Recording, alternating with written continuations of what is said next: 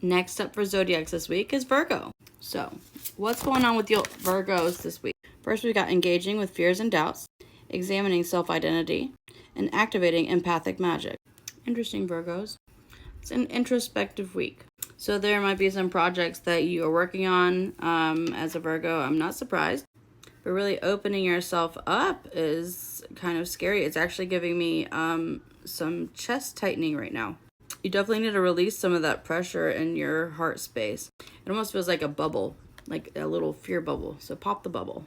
And you guys, I know a lot of y'all, and all of y'all have some wicked hearts, like wicked good. You see, some of your doubts have come from people in your lives, parents, friends, that have put these doubts into your head on like who you are, who you're capable of being.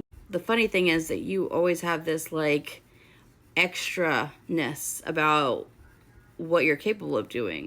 But like there's this little thing that's like a little hinge that's like you gotta unlatch. And like once you unhinge it, it'll flow. Everything will flow straight through.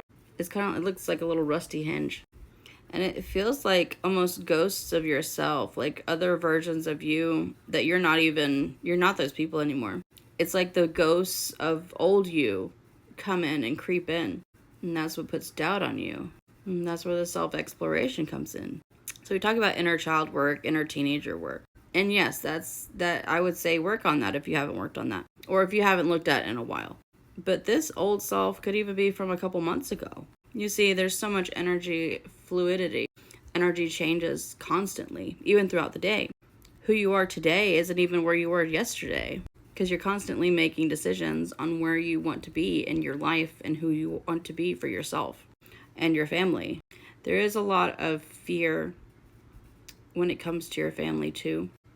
It's not fear for their safety necessarily. It's like fear that you're not going to be enough for them. Again, this is what I'm pulling out from the heart space and your doubts here. I gotta say, look, if there was ever a time to work on your heart space, now is the time to do it. And if you live in a constant battle of, am I good enough for my children? Am I good enough for my family? You're going to put that doubt into your reality. And they might even pick up on that and even project that towards you. You are a whole beast, Virgo. A whole beast. So handle this just like you would anything else. Grab yourself a notebook. Start writing down all the things that you're afraid of, and then start rationalizing why it's not a fear for you anymore. Because you are not that person anymore, Virgo. And if it's not a fear, it's a doubt. This is all self stuff. Virgo, this week I want you to write down on a piece of paper who you used to be, and then right next to it, I want you to write down who you are. And I want you to look at all of the growth that you have done. Compare who you were 5 years ago to who you are today. I need you to see who the fuck you are. And you need to see who the fuck you are.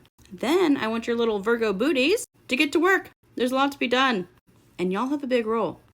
The rest of us kind of need y'all, like me, to kind of keep us in line. Because we like your structure.